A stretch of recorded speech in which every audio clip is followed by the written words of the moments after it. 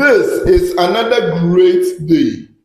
We are here, and our objective of being here is to dutifully enjoy the part 3 of a Daniel Hayford's lecture series on an aspect of our nation building course. Recall the fact that the overall theme is the remarkable historical examples of successful nation building projects, operations, or efforts around the globe. I hereby welcome each and every one of you to this August event. Today, our focus is on Italy as a most recognized, remarkable historical example of a successful nation-building effort. Did you know Italy is officially called the Italian Republic? You can find the country in southern and western Europe on a peninsula which extends into the middle of the Mediterranean Sea, with the Alps on its northern land boundary, in addition to islands, remarkably, the islands of Sicily and Sardinia. Another thing that they say you will find when you choose to visit the country is that it shares its boundaries with Austria, France, Slovenia, Switzerland, and 2 enclaves, namely San Marino and Vatican City. They also say that the Italian Republic is the 10th largest country on the continent of Europe, and that it encompasses a land area of 301,340 square kilometers. It is also the 3rd most densely inhabited member nation state of the European Union or EU, with a human population of approximately 60 million. Rome is its administrative capital, in addition to being its largest city so far.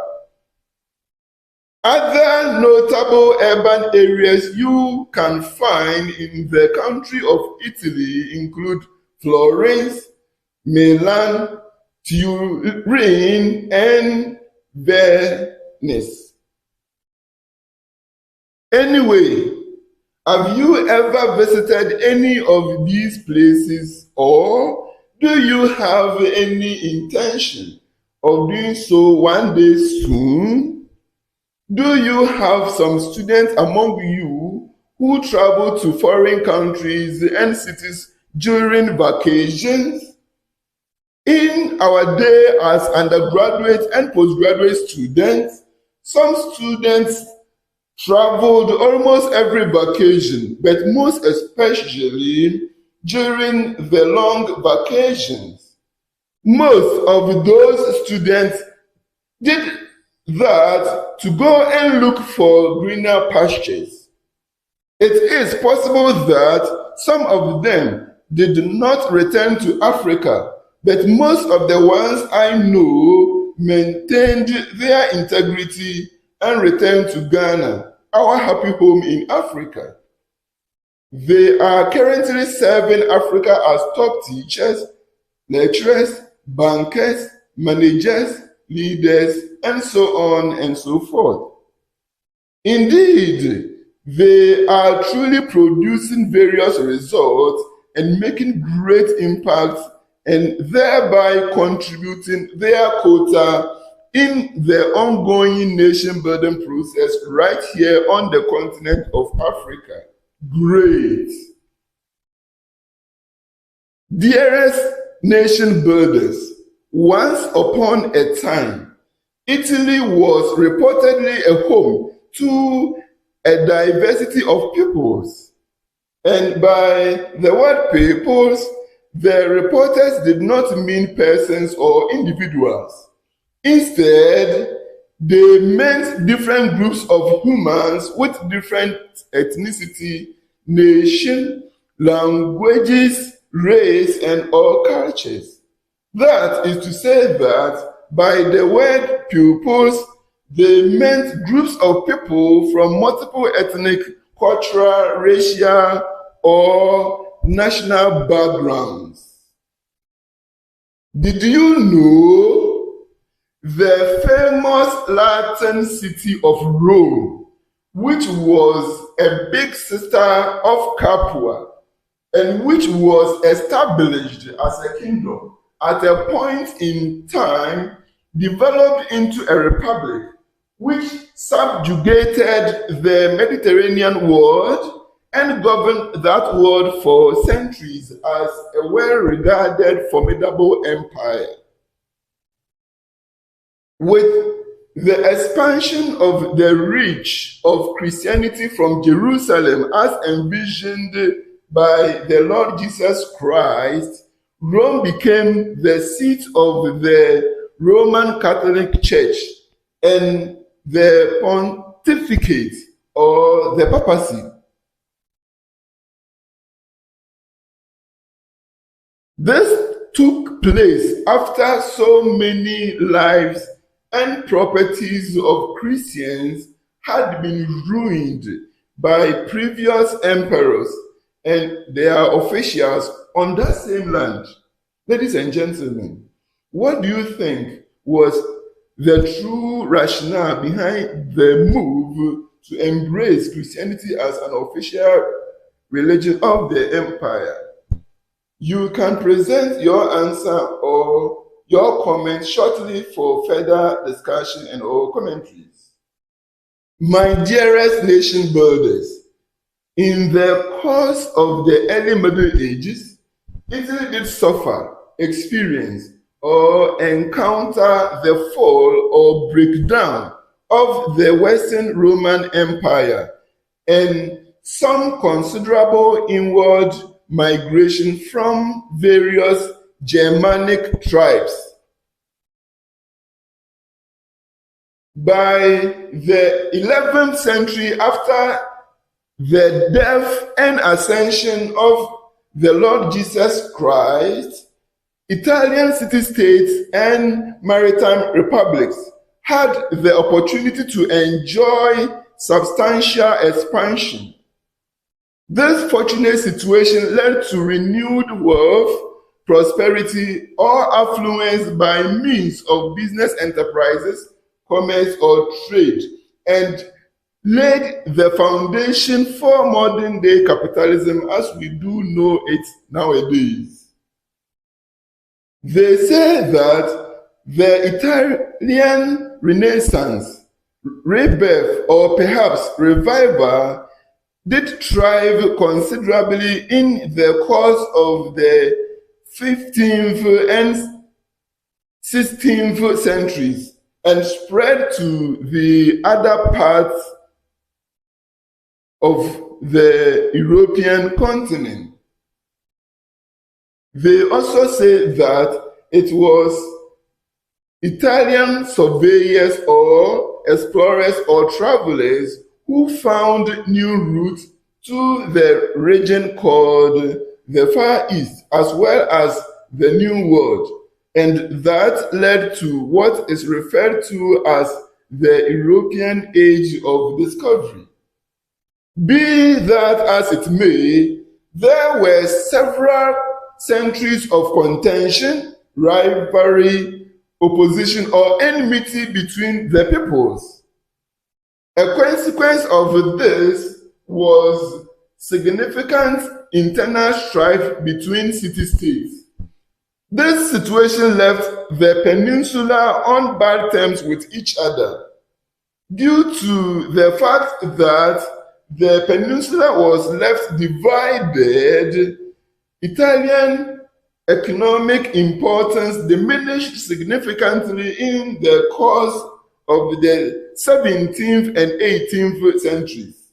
Ladies and gentlemen, do recall the fact that there is neither strength nor honor in disunity, and that the adage, together we stand, divided we fall, will unquestionably ring true at all times. Did you know, following several centuries of political and territorial divisions, Italy was virtually completely integrated in the year 1861. This took place after several wars of liberation or independence or freedom and the expedition of the Thousand. Accordingly, the many peoples were able to create the Kingdom of Italy. Take note of the fact that the event which has been dubbed the Expedition of the Thousand was reportedly an event of the Italian Risorgimento, which occurred in the year 1860. According to various sources, corps of volunteers under the leadership of one man called Giuseppe Garibaldi traveled by water from a place called Quartu, close to Genoa, and landed in a place called Marsala, Sicily. The purpose of the trip was to overthrow the kingdom of the two Sicilians, which were ruled by the House of Bourbon II Sicilies. You can read further about the Royal House of Bourbon later on. The event was not only considered to be an ambitious one, but also a dangerously risky venture which aimed at overpowering, with just 1,000 men, a full kingdom with a rather larger regular army and a rather more powerful naval force. Indeed, the expedition did end with success and a plebiscite which brought Naples and Sicily into the kingdom of Sardinia. It constituted the very last defeat, beating, or conquest prior to the launch of the Kingdom of Italy in March 1861. They say that the sea project was the only desired accomplishment which was mutually decided by those who are called the forefathers of the nation, namely Giuseppe Mazzini, Giuseppe Garibaldi, Victor Emmanuel II, and Camillo Carvo, following conflicting or divergent or different goals. Nevertheless, it should not be forgotten that the venture was initiated by Francesco Crispi. The latter made use of the political impact or influence which he had on the then society to boost the Italian unification plan, project, or efforts.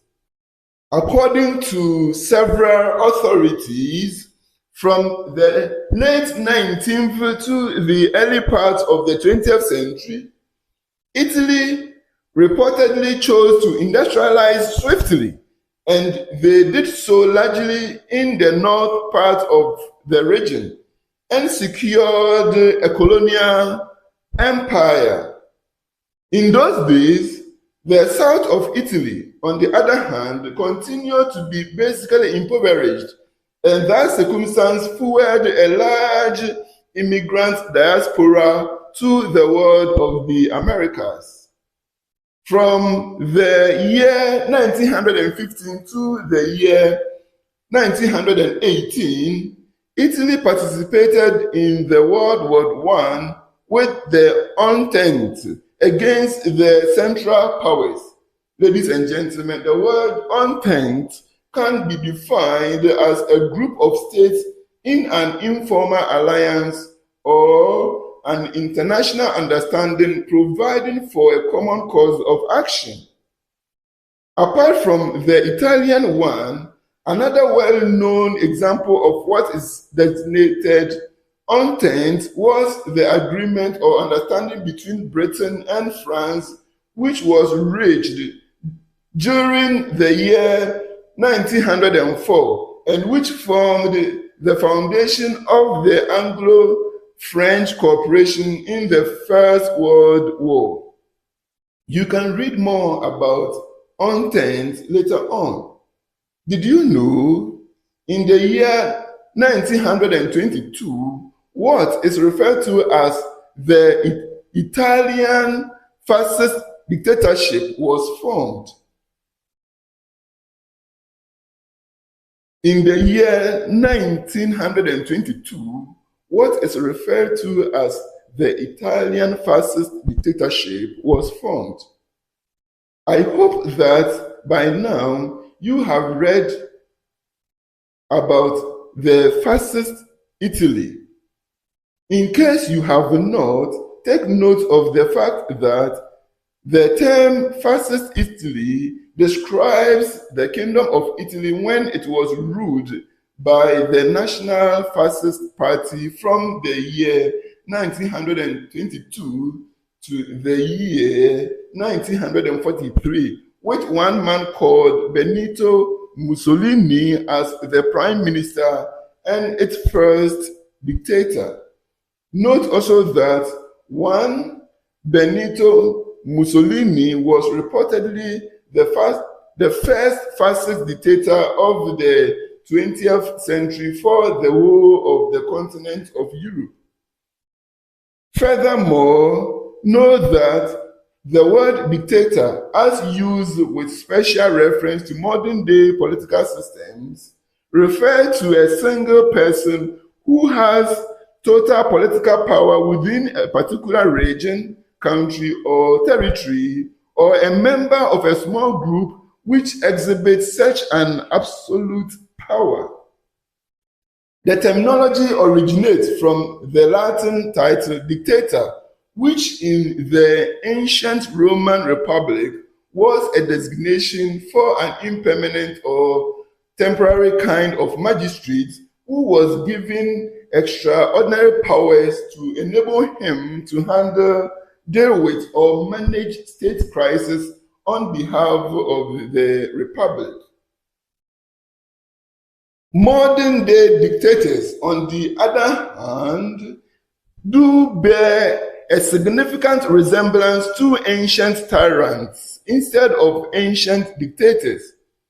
Olden-day philosophers' records of the tyrannies of Greece and Sicily go deep in the direction of exemplifying or characterizing modern-day dictatorships.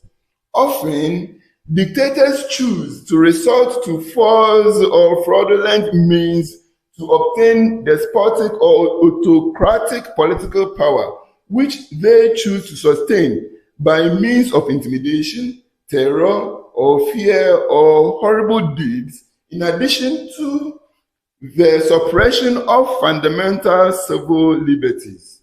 They may also use mass propaganda kind of approach to help them to maintain their public support. Ladies and gentlemen, another terminology which you might want me to mention and explain briefly may be totalitarianism. Did you know? Totalitarianism refers to a form of government which theoretically tolerates or permits or allows no individual freedom and which seeks to subordinate all aspects of individual life to the authority of the state. They say that it was the Italian dictator whose name I just told you that it was Benito Mussolini who actually came up with the terminology totalitarian in the early days of the year 1920 to depict or characterize or symbolize the new fascist state of Italy, which he went on further to describe as all within the state, none outside the state, none against the state. Dear nation builders, historians have indicated that by the time of the World War II, what constituted totalitarian had actually developed to the point when it had become similar in meaning to absolute oppressive single-party government. Undeniably, there were reportedly several other contemporary examples of totalitarian states around the globe. 4 of such remarkable states were: 1. Nazi Germany under the man called Adolf Hitler. 2. North Korea under the Kim dynasty. 3.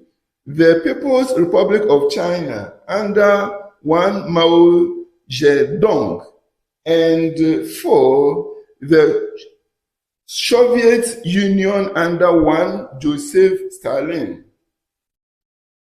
Ladies and gentlemen, in the course of the World War II, the Italians were first part of the Axis until they gave in to the Allied powers. This situation occurred during the year 1940 to the year 1943.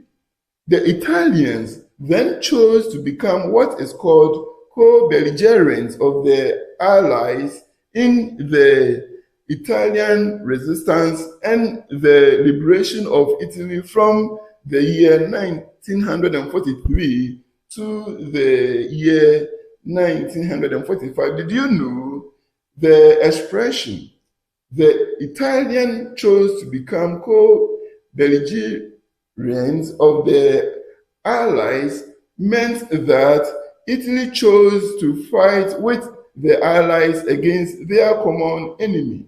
In other words, the term co-belligerents could be defined as the act of joining forces to fight a war against a common enemy, with or without a formal military alliance.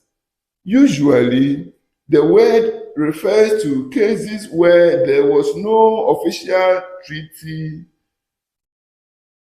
of alliance. Similarly, allies may not necessarily choose to become co-belligerents in a war if a casus foederis begging or invoking or appealing for the alliance has not arisen. Did you know the expression casus foederis is a derivative of the Latin expression for case for the alliance? Diplomatically, it defines a circumstance whereby the terms of an alliance come into play, such as one nation state being attacked by another nation state. After the war under consideration, the Italian monarchy was substituted by a republic, and the country reportedly had the opportunity to enjoy a strong recovery. You already know that the term monarchy refers to the category of political system which is based upon the undivided sovereignty or rule of a single person, and that the term is applicable to those states whose supreme authority is entrusted in the monarch, that is, an individual king, chief, ruler, leader, or governor whose role is the head of state and who attains or achieves the status through heredity. Did you know Italy is classified as one of the developed countries around the globe? A previous report has also indicated that the country has the following characteristics. 1. It has the ninth largest nominal gross domestic product or GDP globally. Two, it has the second largest manufacturing industry on the continent of Europe. Three, it plays a key role in local and international cultural, diplomatic, economic, and military affairs. Four, it is a founding and key member of the European Union. And five, it is part of various international institutions like the NATO, the G7, the G20, the Latin Union, in addition to the Union for the Mediterranean. The country of Italy is classified as a cultural superpower. For many years now, it has remained a celebrated center of art, cuisine, fashion, literature, music, science, various technologies, and the foundation of various remarkable inventions and discoveries. Furthermore, they say that the country possesses the world's highest number of World Heritage Sites and that it is the fifth most visited country in the whole world. Ladies and gentlemen, note that the unification of Italy in the 19th century truly involved the integration of various independent states and regions into a unified nation. Italian nationalist movements, which were championed by public figures such as Giuseppe Garibaldi and Count Cavour, played a significantly crucial role in their nation-building process, which decorated the shared or joint or common Italian language and socio-cultural heritage. Dear nation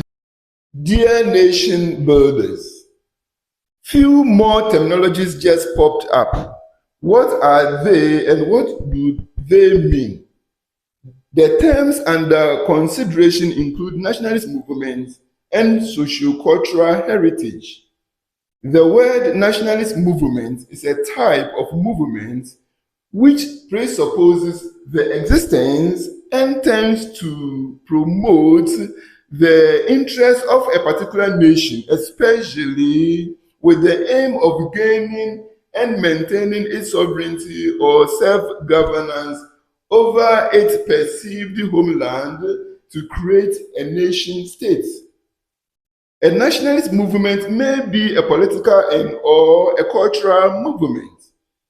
The term political nationalist movement has been defined as a political struggle by a national group for statehood or for some measure of autonomy within a larger political association. On the other hand, the term cultural nationalist movement refers to an event which is made by nationals to rediscover, preserve, study, or reinvigorate the language or cultural traditions of a nation. Note that the word socio-cultural heritage is the type of heritage which is transmitted from one generation to another through education, books, parents, friends, religion, radio, television, videos or movies, and so on. The cultural component of sociocultural heritage suggests a common or shared bond, that is, the state of belonging to a given community. On the other hand, social heritage has been defined to include the entire inherited pattern of cultural activity present in a society, or it is said to refer to those culturally learned customs, codes, and rules of behavior that are constant across generations. You may read more on these later on, please. Dearest Nation Builders Association of Africa and Beyond, There are some basic lessons which one could learn from the example of Italy as a remarkable nation-building effort. Such lessons include: 1. Unification is an indispensable and a significant key to building and sustaining a venerable nation among peoples. 2. People of different ethnicities, tribes, race, languages, and cultures can choose to become unified into a venerable nation. 3. It can take just one person or individual to initiate or stir a solid nationalist movement which could lead to a successful and a venerable nation-building project or operations. 4. Although there is strength in numbers, there is the likelihood that few people or peoples who are possessed by the spirit of goal-getting, or what someone may refer to as the can-do spirit, can equally achieve what a multitude can accomplish. 5. Even a regular army with powerful naval force or other forces can still be defeated or overwhelmed by people or peoples who will be courageous or brave enough to take up the challenge. 6. Both renowned public figures and non-public figures can be instrumental in nation-building efforts. 7. Successful nation-building efforts can be achieved or fueled through leveraging on common or shared language as well as social-cultural heritage. 8. People who seek to build a nation out of diverse independent states should make it a point not to politicize differences and divisions. With regard to Ghana and the continent of Africa at large, it will be good should the leadership choose to handle the existing differences and divisions in such a way that we can end up celebrating unity in diversity in a grand style.